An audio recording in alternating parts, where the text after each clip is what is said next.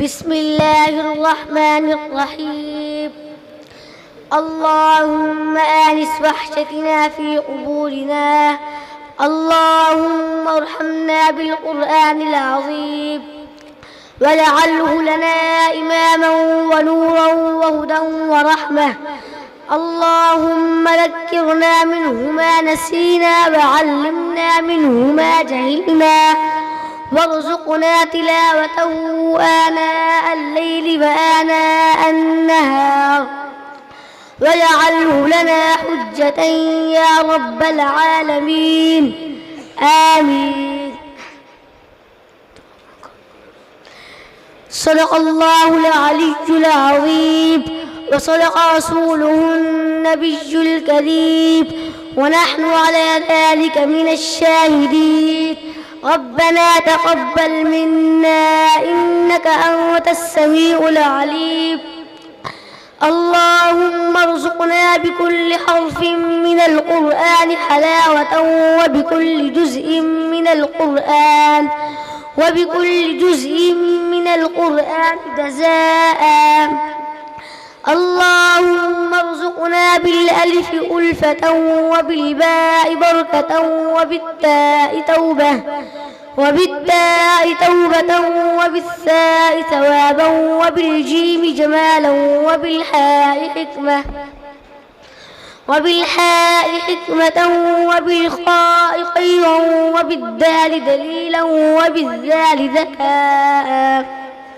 وبالذال ذكاء وبالراء رحمة وبالزاء زكاة وبالسين سعادة وبالشين شفاء وبالصاد صدقا وبالضاد ضياء وبالطاء طهارة وبالظاء غفرا وبالعين علما وبالغين غنى وبالفاء فلاحا وبالقاف قربة وبالكاف كلامة وباللام لطفا وبالميم موعظة وبالنور نورا وبالباب بصلة وبالهاء هداية وبالياء يقينا.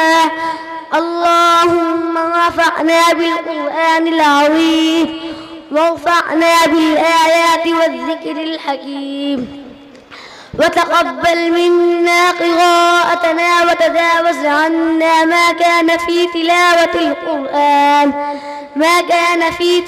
القرآن من خطأ أو نسيان أو تحريف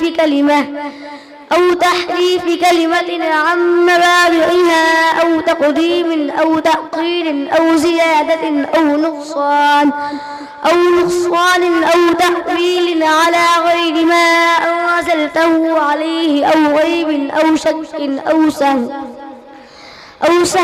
أو سوء إلحاد أو تعجيل عند تلاوة القرآن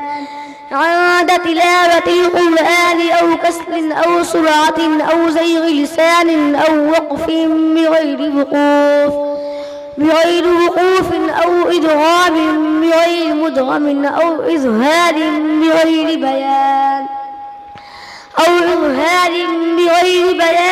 أو مد أو تشديد أو همزة أو جزم أو إعراب بغير ما كتب أو قلة رغبة ورهبة عند آيات الرحمة وآيات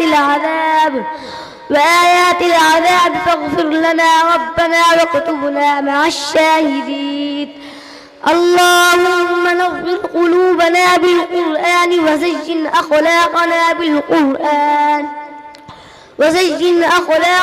بالقرآن ونجنا من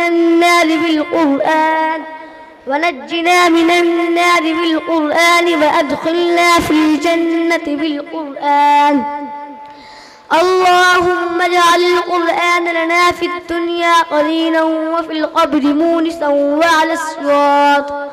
وعلى الصراط نورا وفي الجنة رفيقا ومن النار سترا وحجابا وإلى الخيرات كلها دليلا فاكتبنا على التمام على التمام، وارزقنا أداء بالقلب واللسان وحب الخير والسعادة والبشارة من الإيمان. وصلى الله تعالى على خير خلقه محمد مظهر لطفه ونور عرشه سيدنا محمد وآله وأصحابه أجمعين. آمين. ما شاء الله.